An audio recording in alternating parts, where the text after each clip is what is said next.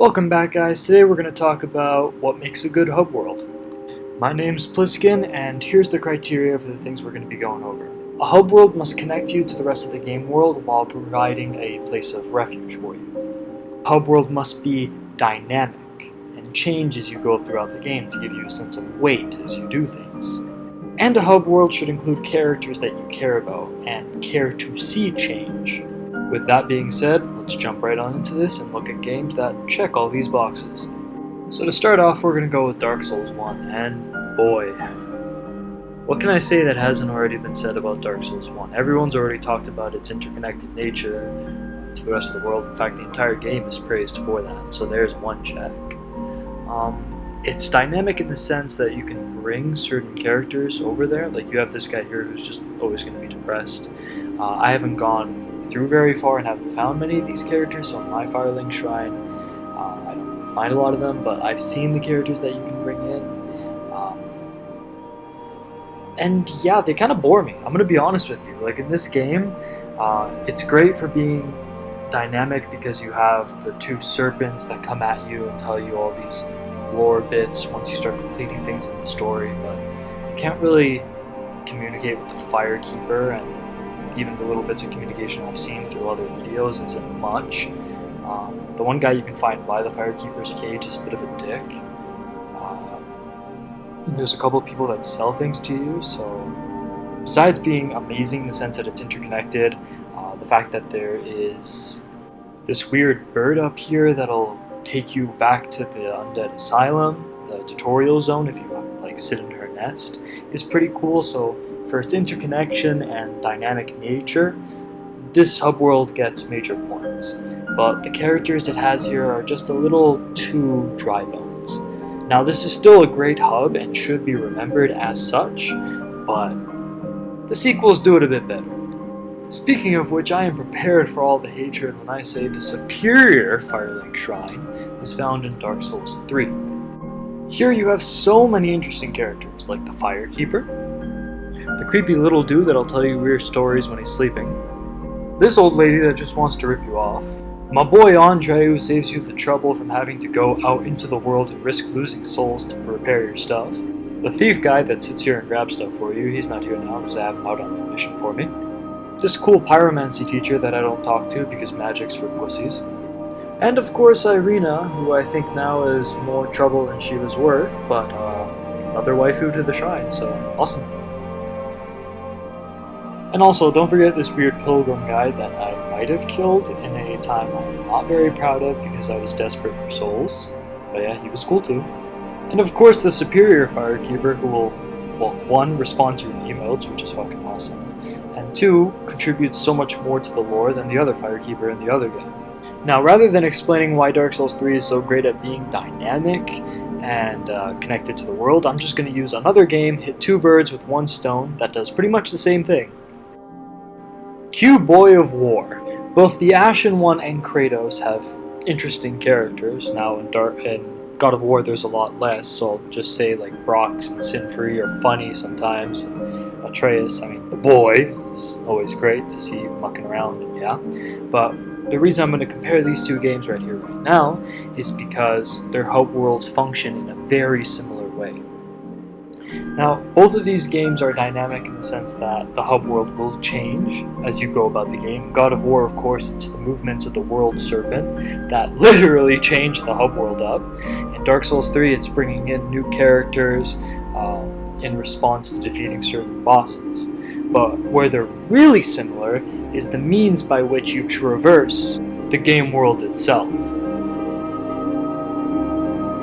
Both of these games take from the brilliant Mario 64, in which you kind of jump into your other worlds. Through Dark Souls 3, it's the fireplace, the bonfire I mean.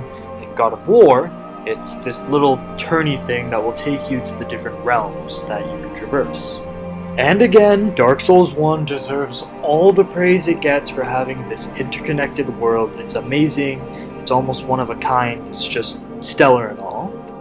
But there is something magical about just this crazy transition setting in as you're about to go blasting into this world that when you're playing for the first time. You don't know what it's going to look like, but you just have this great presentation. God of War does it great, as you can see right here, as the world tree just sends this light swinging at you. It has all the color change as you enter a new themed realm. Or the Super Mario-esque way, Dark Souls just kind of gives you this weird kind of fade, weird little noise, and all of a sudden, boosh, you disappear and appear in some other crazy world. It all just really adds to this experience, this sense of adventure as to you're going to a new place. As nice as seamless transitions are, going into Muspelheim and God of War after you've been in Midgard forever is just spectacular because of this presentation.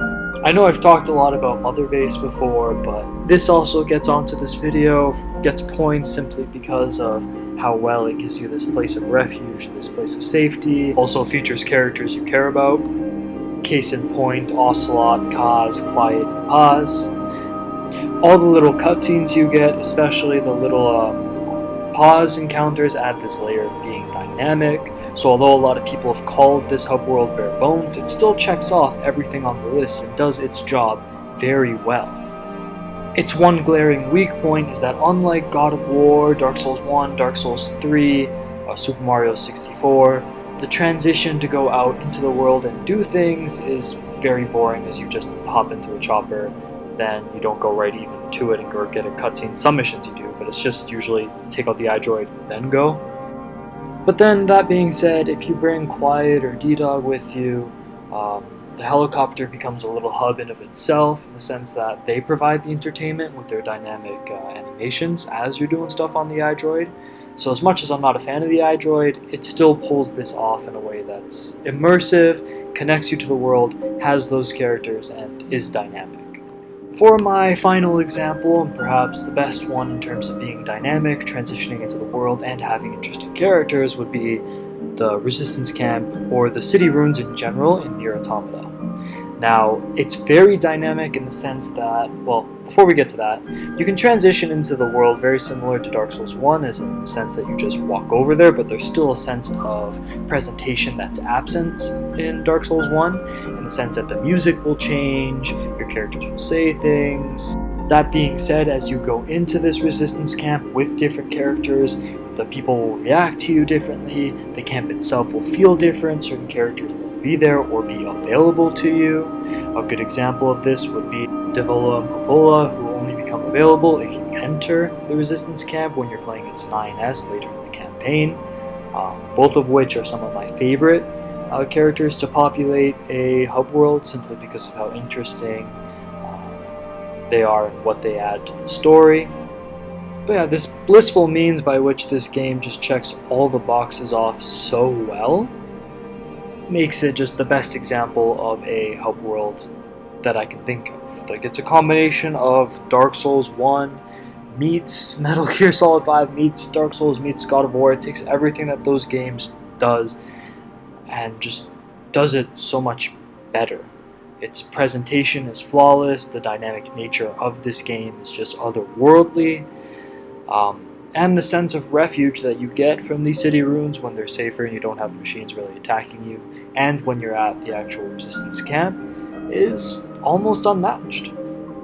So there you have it, guys. These are some games that just do hub worlds very well, from Metal Gear Solid 5 with its dynamic and interesting characters, as well as having a place of refuge to the fullest. I mean, gameplay of Mother Base is a complete change from being out in the field, to Dark Souls 3 that does the Super Mario 64 thing with its transitions, as well as giving an interesting and somber place of refuge in between crazy-ass boss fights, to Dark Souls 1's bare bones but super effective interconnected worlds that you can just wander into at any point in the game, to the sheer beauty of God of War's presentation, to Nier Automata's mastery of all my criteria. Hub worlds are an overlooked aspect of games that I feel should and always will have a place in the best of the games that we all play. But yeah, this was Pliskin. Thank you for the views. Like and subscribe if you want more. And just a reminder, I got a Patreon. Feel free to donate if you want to see some PS3 games. But yeah, you guys take care.